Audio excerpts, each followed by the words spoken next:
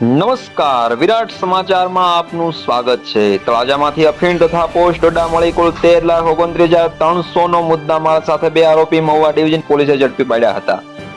ગઈકાલે તળાજાના ખોજાવડા વિસ્તારમાં રેડ પાડતા નશીલા પદાર્થો, અફીણનો રસ તથા પોસ્ટ ડોડા કાલા મળી આવ્યા હતા। ગઈકાલે મળેલા સચોટ બાતમીના આધારે તળાજાના ખોજાવડા વિસ્તારમાં રહેણાંકી મકાનમાં બે પરપ્રાંતીય ભાડેથી મકાન રાખી ગેરકાયદેસર રીતે અફીણ તથા પોસ્ટ ડોડા લાવી આજુબાજુના જિલ્લા તથા ગ્રામ્ય દરિયાઈ પટ્ટી વિસ્તારમાં વેચાણ કરતા હોવાની માહિતીને આધારે એફએસએલ ટીમની સાથે રાખી રેડ કરતા મૂળ રાજસ્થાનના અમીન ખાન સરદાન ખાન પઠાણ અને અદાન ખાન અમીર ખાન પઠાણ આ બંને આરોપીઓ ઝડપી પાડવામાં આવ્યા હતા, જ્યારે બાકીના બે આરોપી પકડવાના બાકી છે। તેમની પાસેથી 13,29,300 ના મુદ્દામાલ સાથે police inspector Shri Talaja police station ખાતે એનડીપીએસ એક્ટ હેઠળ જુદી જુદી કલમ ગુનો નોંધવામાં આવેલો હતો। વધારેની વિગત સાંભળીએ મદદનીશ પોલીસ અધિકારી શ્રી અંશુલ જૈન સાહેબ પાસેથી। જી સર, આપ તમારા નામથી શરૂઆત।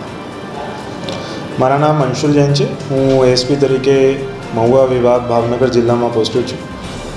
ગઈકાલ તારીખ 12/9ના રોજ તળાજાના ખોજાવડ વિસ્તારમાં મહુવા વિભાગ પોલીસ ટીમને મળી બાતમી આધારે એક રેડ એનડીપીએસ હેઠળ રેડ કરવામાં આવી છે, જેમાં બે ઇસમો અને એનડીપીએસ એક્ટ હેઠળ નિયંત્રિત પદાર્થો જેમાં અફીણ અને પોસ્ટ ડોડા મળી આવેલ છે।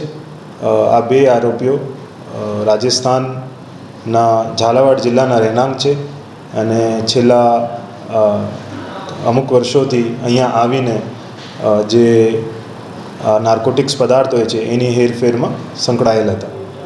આમાં બે આરોપીઓ અત્યારે પકડવાના બાકી છે, જેના વિરુદ્ધ કાર્યવાહી ચાલુ છે। આમાં ગઈકાલે રાત્રે એનડીપીએસ એક્ટની કલમ 8C, 15B, 17C અને 29 મુજબ ગુનો દાખલ કરવામાં આવ્યો છે, જેમાં કુલ પકડાયેલ મુદ્દામાલમાં 29 કિલો 300 ગ્રામ પોસ્ટ ડોડા છે અને 8 કિલો 980 ગ્રામ અફીમનો રસ છે। ટોટલ મુદ્દામાલ જે પકડાયેલ છે એની કિંમત 13,29,000 છે। જી સર, આ લોકો ભાવનગર જિલ્લામાં, અમરેલી જિલ્લામાં અથવા ગુજરાતમાં કોઈ નેટવર્ક ધરાવતા હતા કે કેમ? એ જે આરોપીઓ છે એ મૂળ રાજસ્થાનના રહેણાંક છે અને ત્યાંના જે ઓપિયમના કલ્ટિવેટર્સ હોય છે એનાથી ગેરકાયદેસર રીતે એ પ્રોક્યોરમેન્ટ કરતા હતા પોસ્ટ ડોડા અને અફીણના, અને પછી એ સંકળાયેલને અહીંયા સુધી લાવતા હતા અને પછી આ વિસ્તારમાં નાની માત્રામાં વેચાણ કરતા હતા।